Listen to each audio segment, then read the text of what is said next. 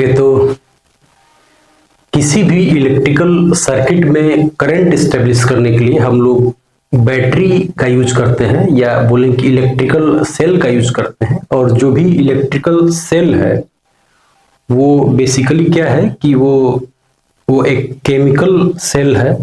और chemical cell का मतलब कि उसके अंदर में कुछ केमिकल रिएक्शन हो रहे हैं और वो केमिकल रिएक्शन की वजह से दो पॉजिटिव और नेगेटिव दो इलेक्ट्रोड फॉर्म्स होते हैं। तो हम लोग उसको दिखाते हैं कि जो भी हमारा बैटरी है या सेल है उसको हम लोग दिखा रहे हैं कि वो दो टर्मिनल से दिखाते हैं। ये हमारा पॉजिटिव टर्मिनल है और ये हमारा निगेटिव टर्मिनल है। तो हम लोग बैटरी जो भी दिखाते हैं, यूजुअली बैटरी को हम लोग दो तरीके से दिखाते हैं। एक हमारा आइडियल बैटरी है। आइडियल बैटरी का मतलब कि जो भी पॉजिटिव और नेगेटिव टर्मिनल है या जो भी सेल हम लोग ले रहे हैं वो सेल केवल हमारा पोटेंशियल डिफरेंस ही देगा। मतलब कि उसका जो पोटेंशियल डिफरेंस है या जो बैटरी का जो वोल्टेज है वो हमेशा फिक्स रहेगा। उसको हम लोग बोलते हैं ईएमएफ ई, इलेक्ट्रोमोटिव फोर्स ई, या इसको ई ऐसे भी दिखाते हैं।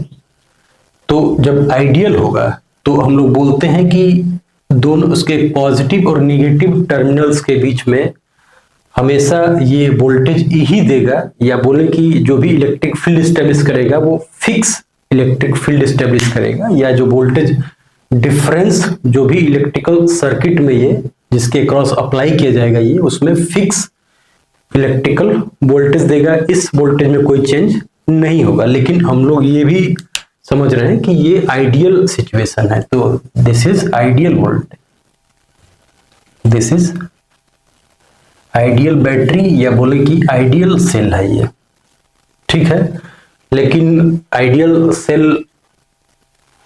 सेल है और उसके अलावा फिर बोलते हैं कि फिर जो प्रैक्टिकल सेल है या बोले कि जो रियल सेल है वो क्या होता है, उसको हम लोग दिखाते हैं through this internal resistance R. हम लोग बोलते हैं कि जो भी हमारा सेल है उसका वोल्टेज ई है और साथ में उसमें एक इंटरनल रेजिस्टेंस है आर है। जो भी केमिकल रिएक्शन हो रहा है उसकी वजह से उसमें हम लोग समझेंगे कि जो इलेक्ट्रोड्स हैं वो मतलब हमेशा जीरो रेजिस्टेंस ऑफर नहीं करेंगे, वो उसमें कुछ रेजिस्टेंस रहेगा।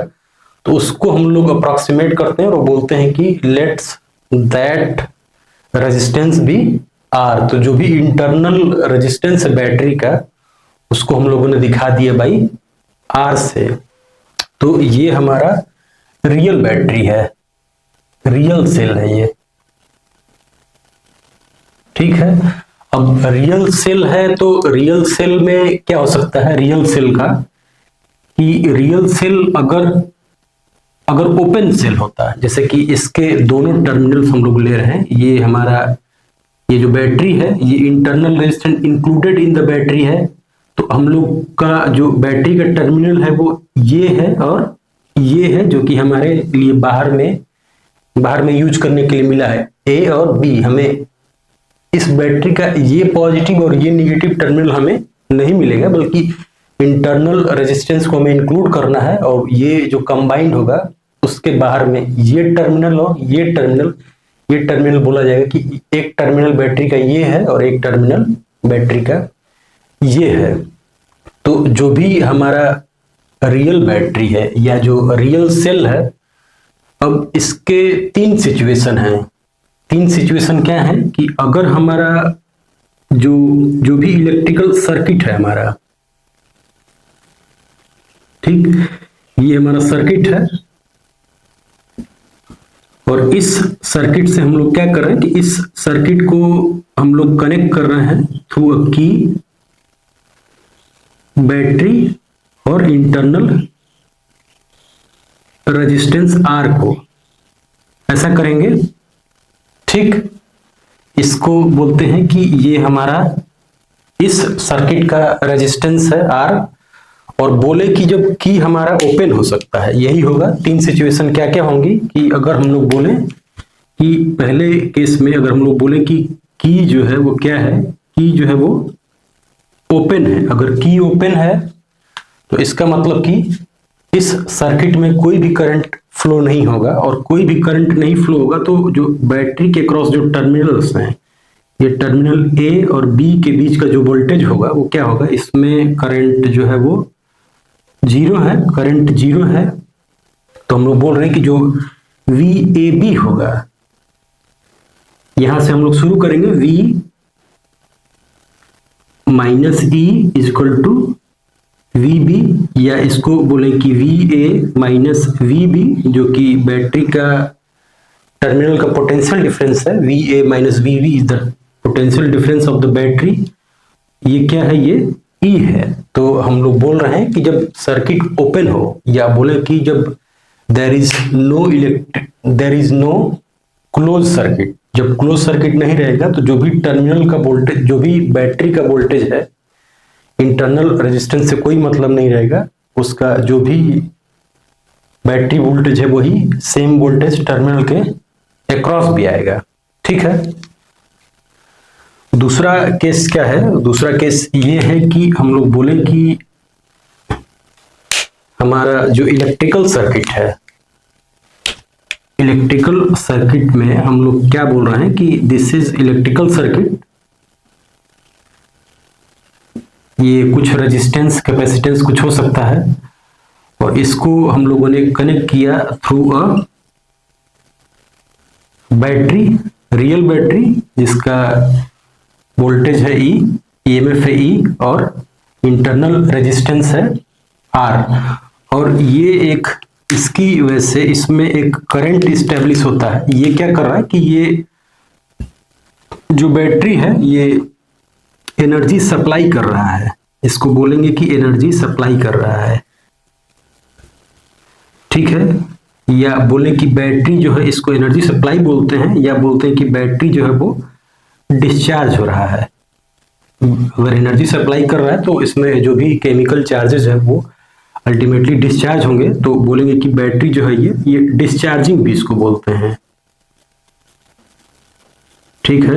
अगर डिस्चार्जिंग हो रहा है तो इसका मतलब कि करंट यहां से ऐसे फ्लो कर रहा है। तो हम लोग बोलेंगे कि this is point A and this is point B.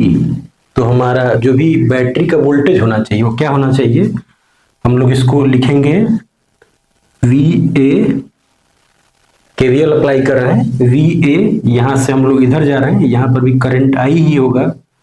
अगर सर्किट में करंट आई स्टेब्लिश हुआ तो करंट इसमें भी आई होगा, तो ये हो जाएगा V A minus E minus, यहां पर हो जाएगा, ये प्लस है और ये माइनस है, तो ये हो जाएगा प्लस आई आर, इधर से V A minus plus I into R. यहां पर वोल्टेज ड्रॉप जो होगा अक्रॉस, इसके हम लोग जो बोल रहे हैं कि जो वोल्टेज ड्रॉप होगा अक्रॉस स्मॉल आर, ये प्लस करंट के डायरेक्शन वोल्टेज ड्रॉप होता है, तो प्लस और माइनस, इसका मतलब कि आई इंटू आर इतना वोल्टेज ड्रॉप होगा, और ये हो जाएगा बी। तो बोले कि जो पोटेंशियल डिफरेंस अक्रॉस बैटरी है वो वी ए बी है, और वो हो जाएगा क्या, ई माइनस आई आर। तो जब बैटरी एनर्जी सप्लाई करे इलेक्ट्रिकल सर्किट में, तो जो उसके टर्मिनल्स के क्रॉस जो वोल्टेज है वो क्या है, वो है ई माइनस आई आर। या बोले कि जब बैटरी डिस्चार्ज हो रहा है तो जो बैटरी के टर्मिनल्स के क्रॉस जो वोल्टेज होगा वो क्या रहेगा, वो ई माइनस आई आर रहेगा। जब बैटरी कोई भी करंट न सप्लाई कर रहा है तो बैटरी के टर्मिनल्स के बीच का जो वोल्टेज है वो सेम वोल्टेज ई है, कोई इंटरनल रेजिस्टेंस से फर्क नहीं पड़ता है। फिर थर्ड सिचुएशन क्या है,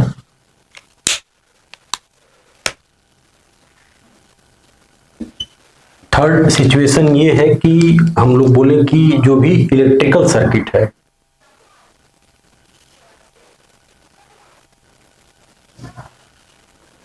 ये हमारा इलेक्ट्रिकल सर्किट है, ठीक। और इस इलेक्ट्रिकल सर्किट से हम लोगों ने कनेक्ट किया बैटरी को,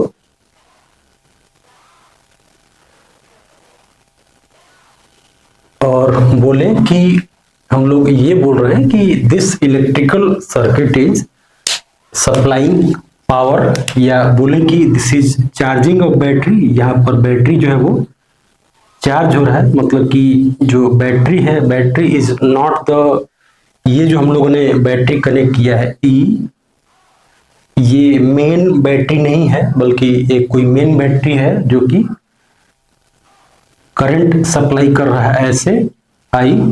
तो हमारा जो बैटरी है वो बैटरी क्या हो रहा है, चार्ज हो रहा है, तो इसको बोलते हैं चार्जिंग ऑफ बैटरी बोलेंगे, या बोलेंगे कि चार्जिंग ऑफ सेल। अगर चार्जिंग ऑफ सेल होगा तब जो पोटेंशियल डिफरेंस होगा वो क्या हो जाएगा, वो हो जाएगा करंट के डायरेक्शन में। हम लोग बोलेंगे कि यहाँ पर वोल्टेज ड्रॉप ऐसे होगा, करंट यहाँ से ऐसे जाएगा, तो फिर इसको ऐसे ही केवीएल लिखेंगे, वी ए, इधर आएंगे माइनस, यहाँ से यहाँ आ गए माइनस और माइनस, इसमें जो ड्रॉप है वो हो जाएगा आई इंटू आर, और ये हो जाएगा वी बी के बराबर। तो यहाँ से आ जाएगा V A minus V B और बराबर ई प्लस आई आर।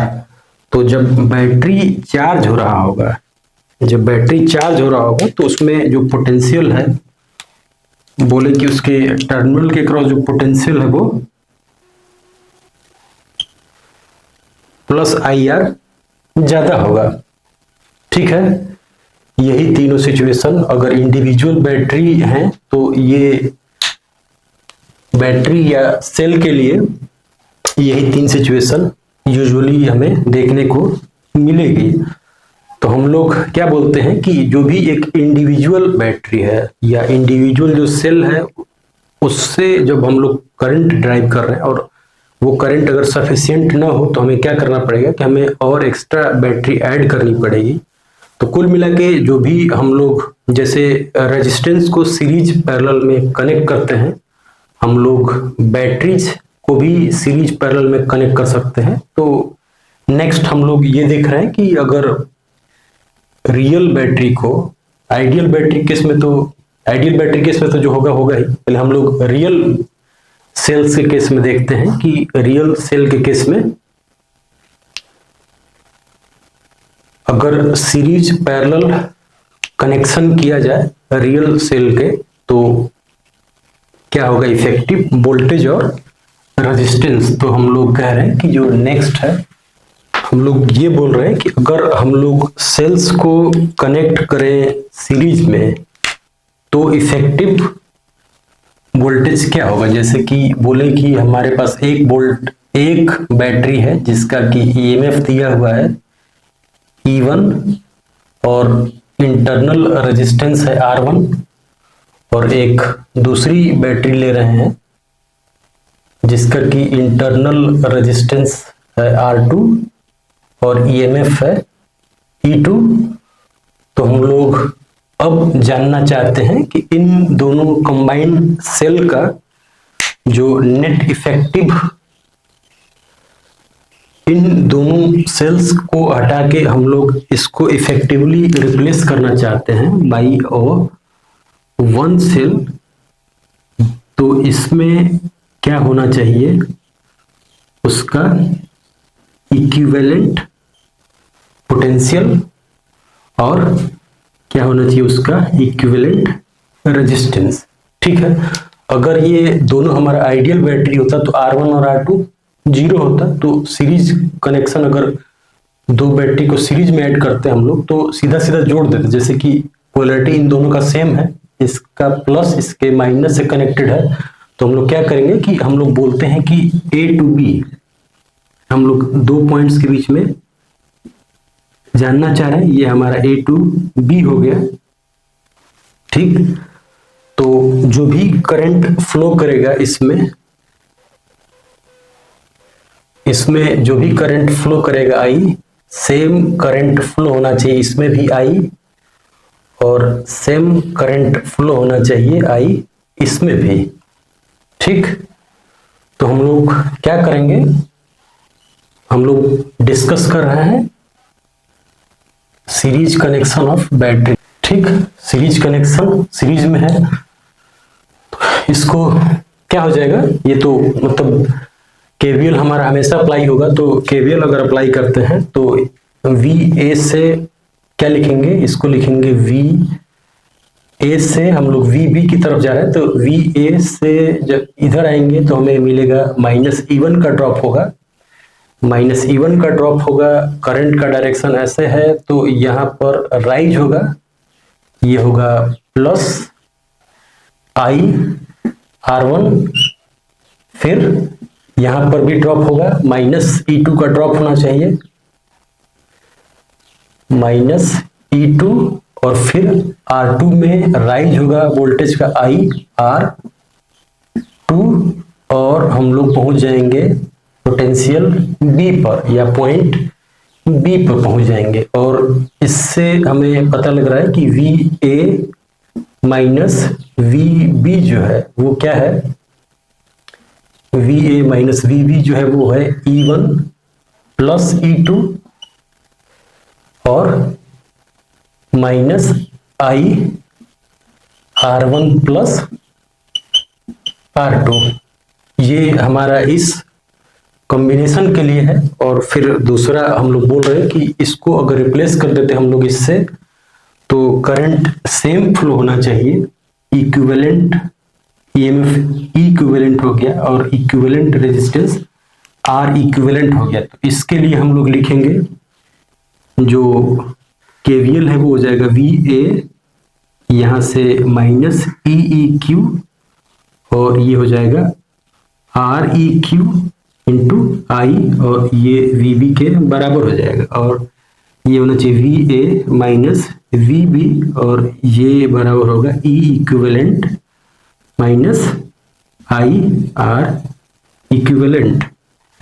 ठीक, अब ये दोनों के दोनों इक्वेशन, दोनों सर्किट सेम है, तो ये इक्वेशन और ये इक्वेशन दोनों ही सेम चीज को रिप्रेजेंट करते हैं। इसका मतलब ये होता है कि हम लोग बोलेंगे कि जो इक्विवेलेंट वोल्टेज है, जो इक्विवेलेंट वोल्टेज होना चाहिए वो क्या होना चाहिए, equivalent EMF of the combined battery जो है वो होना चाहिए E1 प्लस E2, और जो इक्विवेलेंट रेजिस्टेंस है वो क्या है R1 प्लस R2, या बोले कि सीरीज R1 प्लस R2 जो है वो सीरीज कॉम्बिनेशन ऑफ रेजिस्टेंस है। तो जब दो बैटरीज को हम लोगों ने सीरीज में कनेक्ट किया और पोलैरिटी उनकी जब सिमिलर है, जब सिमिलर पोलैरिटी है, तो हम लोग देख रहे हैं कि बैटरी जो है वो एग्जैक्टली वो जैसे कि सीरीज कॉम्बिनेशन में रेजिस्टेंस जुड़ते हैं वैसे जुड़ जा रहे हैं,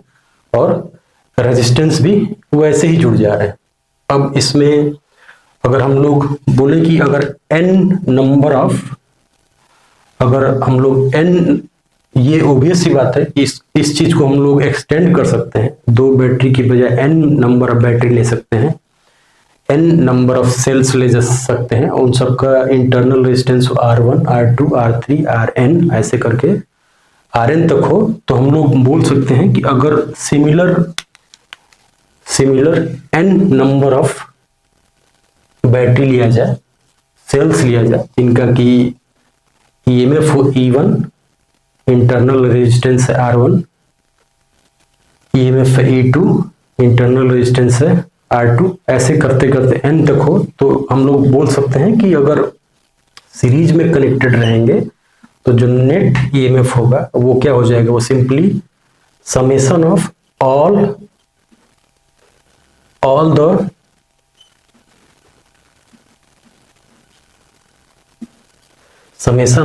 ऑफ EMFs, जितने भी EMF हैं सबको जोड़ देना है, 1 से लेके n तक जो भी होंगे उनको जोड़ देना है, और प्लस इक्विवेलेंट जो रेजिस्टेंस है वो क्या है, वो सीरीज कॉम्बिनेशन है, सीरीज एडिशन है, तो बोलेंगे कि वो है I की वैल्यू होनी चाहिए 1 to n। अब इसमें ओबियस सी बात है कि अगर पोलैरिटी हमारा ये किसी एक बैटरी की पोलैरिटी चेंज कर दी जाए, इसमें अगर E1 और इसकी पोलैरिटी उल्टा होती तो हम लोग को यहाँ पर इक्विवेलेंट वोल्टेज जो मिलता वो क्या होता, वो E1 माइनस E2 होता। ठीक है, रेजिस्टेंस में कोई फर्क नहीं पड़ेगा क्योंकि वो करंट के डायरेक्शन पर डिपेंड करेगा। अगर करंट ऐसे है तो वोल्टेज ड्रॉप ही होना चाहिए, तो R1 प्लस R2 होगा, तो इसमें नहीं फर्क पड़ेगा। लेकिन इक्विवेलेंट वोल्टेज जो होगा या इक्विवेलेंट ईएमएफ जो होगा, तो जो बैटरी को हम लोगों ने इन्वर्ट किया है उसको सब्ट्रैक्ट कर देना है। तो होपफुली ये बात समझ में आ रही है। अगर हमारा ये आइडियल बैटरी होता तो R1 R2 R3 की वैल्यू 0 होती, तो सब 0 होता, तो ये तो और ज्यादा इजी हो जाता है। मतलब कि सिंपली हम लोग को क्या करना है, नेट ईएमएफ बताने के लिए सबको इजीली जोड़ देना है, उसमें ज्यादा सोचना भी नहीं है। ठीक, तो सीरीज कॉम्बिनेशन के बाद जो है वो पैरेलल कनेक्शन ऑफ सेल्स देखते हैं। तो हम लोग डिस्कस कर रहे हैं कि when cells are connected in parallel connection, तो अगर हम लोग बोले कि पैरेलल कनेक्शन ऑफ सेल्स, तो हम लोग एक सिंपल सा केस ले रहे हैं कि अगर हम लोग बोले कि हमारे पास दो बैटरी हैं या दो सेल्स हैं, हम लोग बोल रहे हैं कि हमारे पास दो बैटरी है, एक बैटरी का ईएमएफ है E1, दूसरे का है E2, इसका इंटरनल रेजिस्टेंस है R1, इसका इंटरनल रेजिस्टेंस है R2। तो दोनों से डिफरेंट करंट फ्लो करेगा। इससे मान लेते हैं कि करंट फ्लो कर रहा है I1 और इससे करंट फ्लो कर रहा है I2, तो नेट करंट जो होगा वो I फ्लो कर रहा होगा। तो हमें एग्जैक्टली बताना है पॉइंट A और B के बीच में, हम लोग ये बोल सकते हैं कि A और B के बीच में हम लोग इसको रिप्लेस कर सकते हैं बाई एन इक्विवेलेंट सेल। इसको हम लोग कह रहे हैं कि we can replace this cell by an equivalent cell. तो वो क्या होना चाहिए कि एक इक्विवेलेंट सेल से हमने इसको रिप्लेस कर दिया। ये पॉइंट A है, ये पॉइंट B है, तो A और B के बीच में क्या होना चाहिए कि करंट इससे I फ्लो होना चाहिए A और B के बीच में। ये R इक्विवेलेंट है और ये E इक्विवेलेंट है।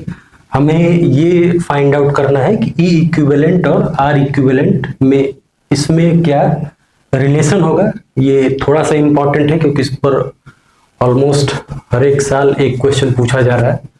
तो यहाँ से हम लोग को ये पता है कि VA माइनस VB जो होगा वो होना चाहिए E equivalent minus R equivalent into I, या इसको हम लोग VB भी बोल सकते हैं। VAB is equal to V है, इसको मान लेते हैं कि V है पोटेंशियल डिफरेंस।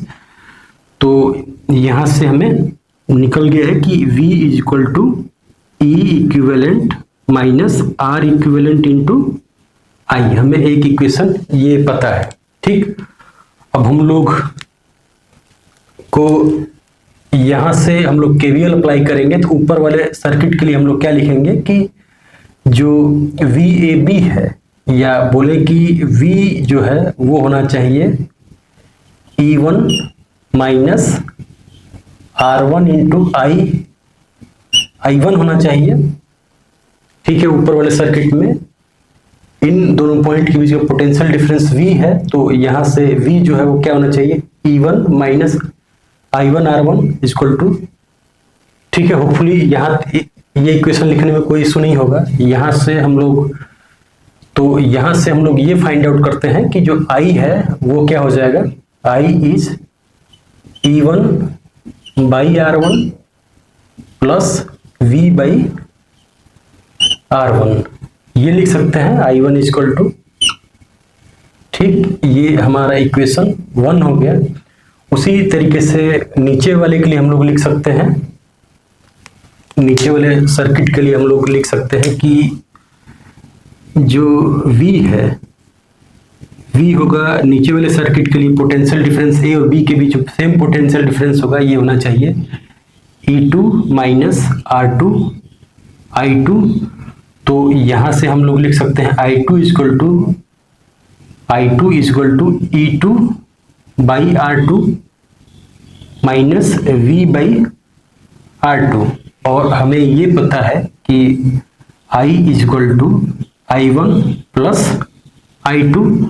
तो यहां से हम लोग इस इक्वेशन 1 और 2 को हम लोग इक्वेशन 1 और 2 से I1 और I2 की वैल्यू इसमें सब्स्टिट्यूट कर देते हैं। तो ये हो जाएगा E1 by R1 plus E2 by R2, ये हो गया minus V1 by R1 plus 1 by R2।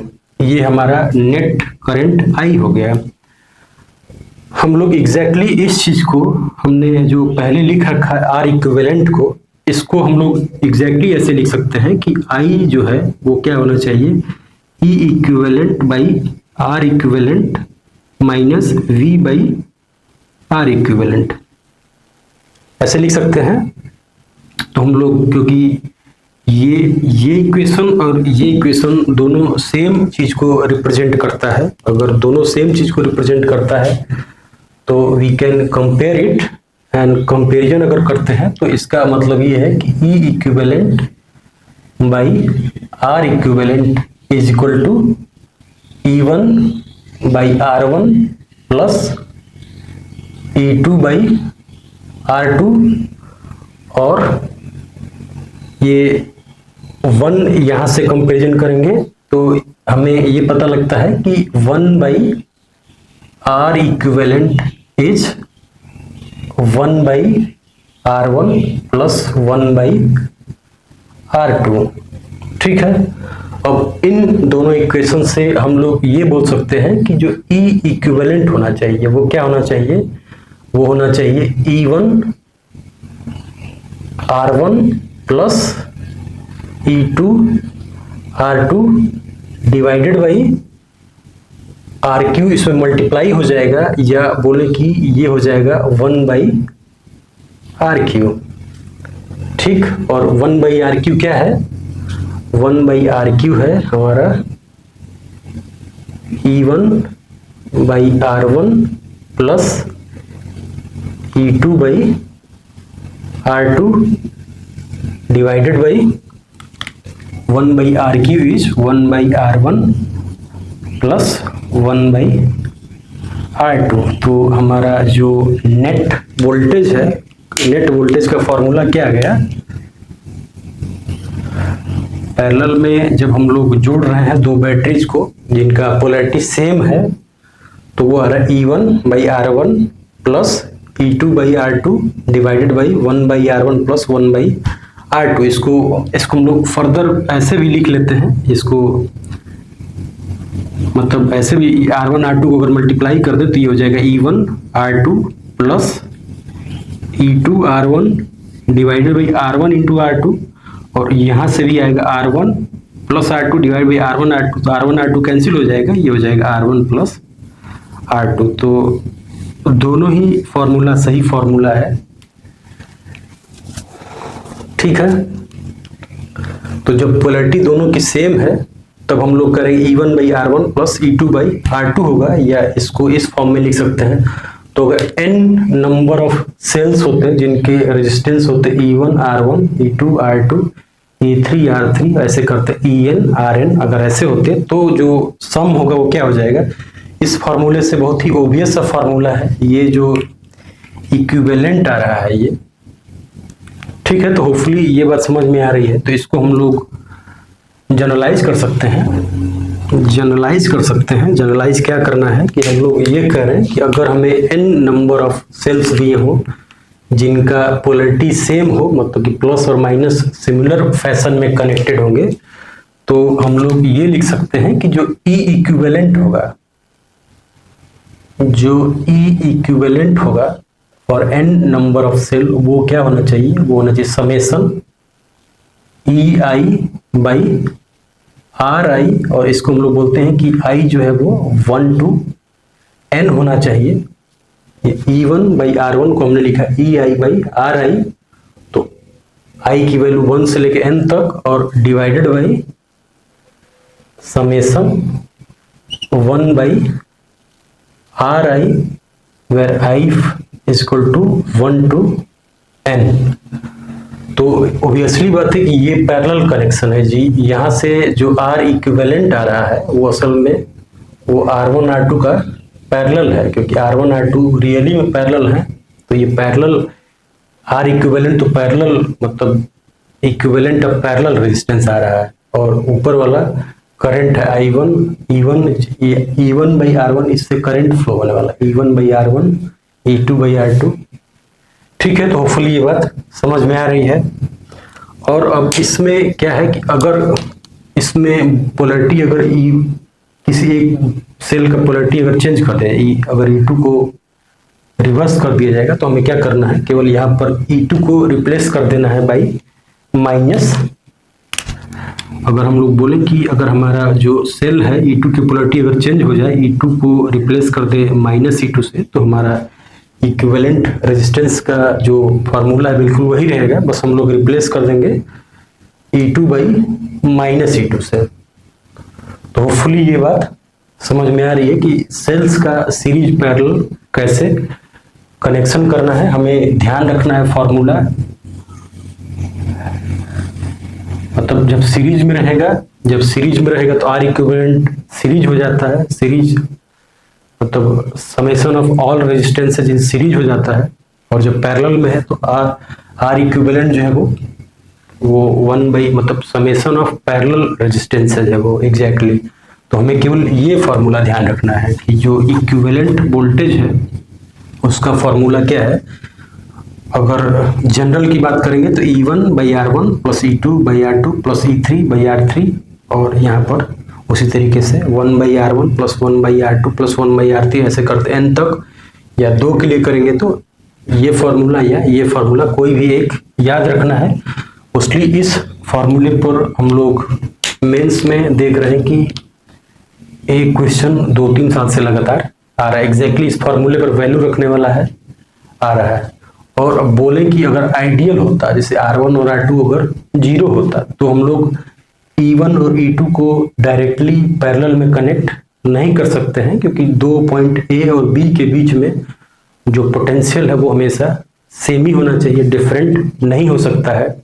तो इसीलिए अगर आइडियल होगा तो E1 और E2 को हम लोग नहीं कनेक्ट कर सकते हैं पैरेलल में। लेकिन अगर रियल केस है तो हम लोग कनेक्ट कर पा रहे हैं, क्योंकि पोटेंशियल करंट ऐसा दोनों में फ्लो होता है जिसकी वजह से कि पोटेंशियल जो होगा वो इस सेल के क्रॉस भी V है और इस सेल के लिए क्रॉस V है। तो हम लोग जब रियल सेल्स होंगे तो उनको पैरेलल में कनेक्ट कर लेते हैं, लेकिन आइडियल होगा तो उसको नहीं कनेक्ट कर सकते हैं। तो होपफुली ये बात, अब इसमें अगर कोई डाउट है तो you can ask question in your comment section.